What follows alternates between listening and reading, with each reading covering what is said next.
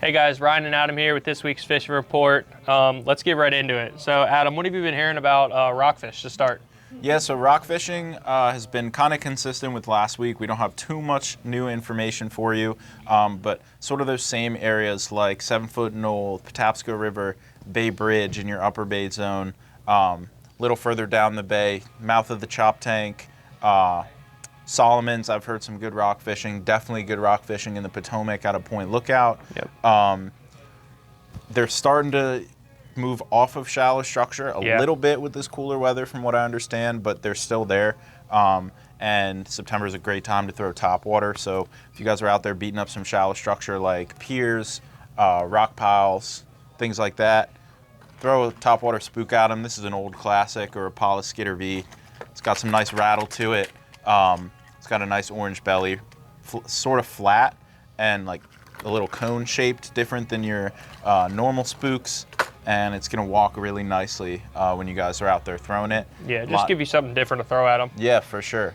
Live lining is going to work really well too at your Bay Bridge pilings, at like the former Key Bridge site, and like at the mouth of the Potomac, so I've heard people having success live lining. Yeah, definitely. So. I have also seen a couple charter boats live lining off of structure, like over Pedickery Point and the mouth of the Severn.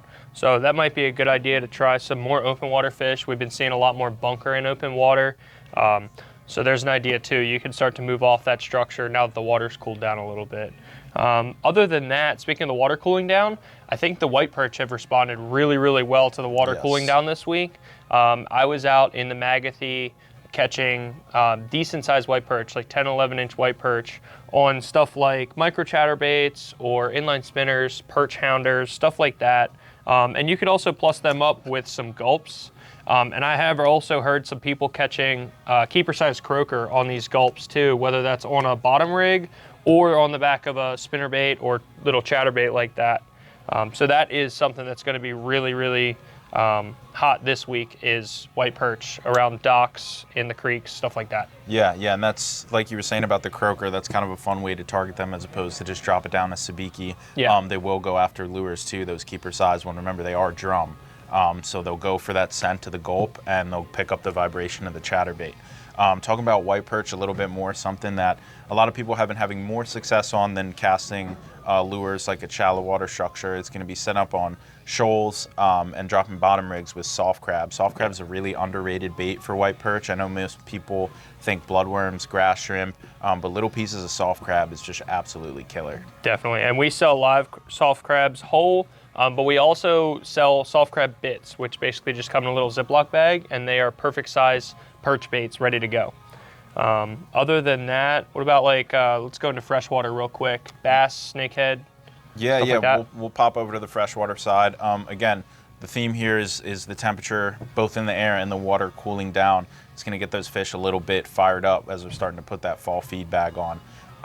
Topwater is a really great thing to throw this time of year for both largemouth and smallmouth in your ponds, lakes, and rivers. I'm a big fan of a whopper plopper.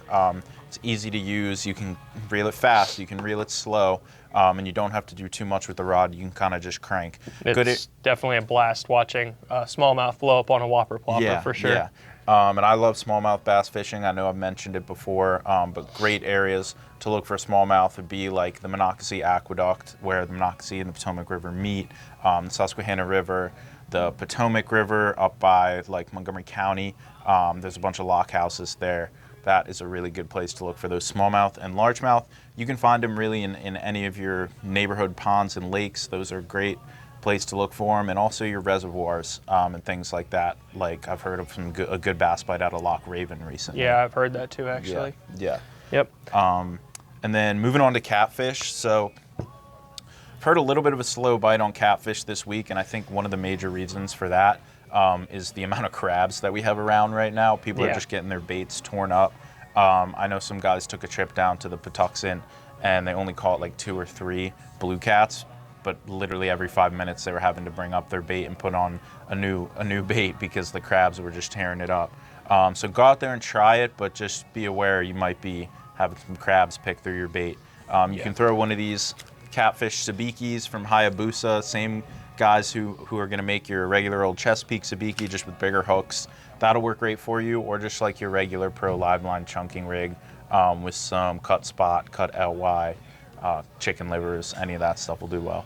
Yeah, and if you're tired of fishing for catfish and getting your baits torn up, may as well just go for crabs, because crabbing is super hot right now. Yeah, it's unreal, guys. This is the best crabbing right now all summer by far. Yeah. It doesn't cost a lot of money. There's plenty of spots where you can access publicly to crab, like Jonas Green, Roman Coke, Sandy Point, Chesapeake, and it does not have to be expensive. This is a $6 ball of twine and like a $17 net. $16, $17 net and some chicken necks, and you can be crabbing for under $50. I know a lot of people, you look and you see people with the pull traps and the trot lines, and those are great too, but if you're just looking to get out and try it, some twine, chicken necks, and a net. It's really fun. You can easily catch a dozen or so, if not more, crabs with just a hand line. And the best part about it is if you're going to a public place like that, and you're new to it, you don't know if you want to get into it, you don't even need to buy a license just to do a hand line. So that's a great way to get into crabbing if you haven't yet, and right now is the time to do it. Yeah, yeah, absolutely. Now we'll take you guys down a little bit to the lower bay, talk about some other species. Yeah, definitely. We've been seeing a lot of species mixed in, including Spanish mackerel. Yes. Just north of Solomon's, typically on the channel edges. I've heard the east side is better than the west side, but I'm sure both of those channel edges are going to hold the same. Still pretty far south of Poplar, but definitely could work their way up depending on what this weather does. If it stays somewhat warm, we might see mackerel up towards Poplar. And the way you're going to want to target them is trolling a 1 or 2 planer and a 0 or number 1 size spoon. Put about an 18-foot leader in between those two with a ball bearing swivel. Troll that behind your boat about 6-7 miles an hour. Catch mackerel and bluefish, and it's a blast.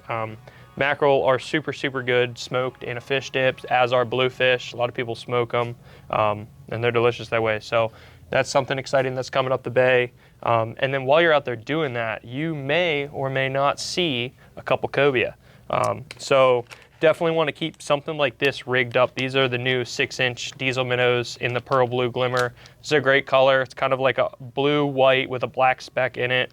Cobia go crazy over this. If you see them swimming on the surface, chuck that in there with like a 1.5 ounce GI jig on it, and you might hook into a cobia while you're trolling. Yeah, and don't be afraid, guys, if you're out fishing the lower bay. Like we said, you could be trolling for mackerel and looking for cobia at the same time, but don't be afraid to have a couple rods rigged up with metal jigs in case you do see those bluefish and mackerel airing out at the surface, because getting those on light tackle, it's an absolute blast. Yeah, 100%. And then pushing more towards the ocean, we've had a good bit of sheepshead and tog fishing in the Ocean City Inlet. Something like these heavier tog jigs is going to help you get down there either with a sand flea or a fiddler crab or something like that on it to catch those sheepshead on those rocks with that current running. These are perfect jigs for it. So that's a great way to get down there, and it's, again, super, super good right now with the tog.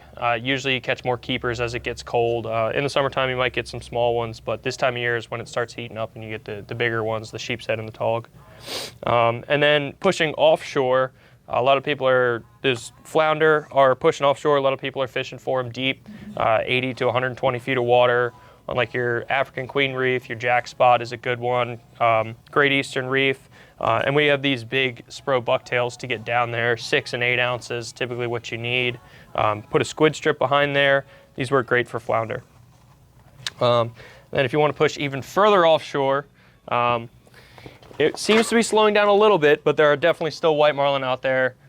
Dredge fishing is the way that a lot of the big boats like to do it. So if you have your own boat and don't have a dredge, going out there for white marlin without one is almost a death sentence. So you want to get a dredge. We have these 2-tier dredges with the squids and the flaps from Fathom. That would be a great option for you to troll behind your boat and get a ballyhoo pitch bait behind it. There's definitely white marlin out there to be caught, and it's a lot of fun. So I think that just about wraps it up. Anything else? No, I think that does it. Thanks, guys. Good luck out there, and we'll see you next week.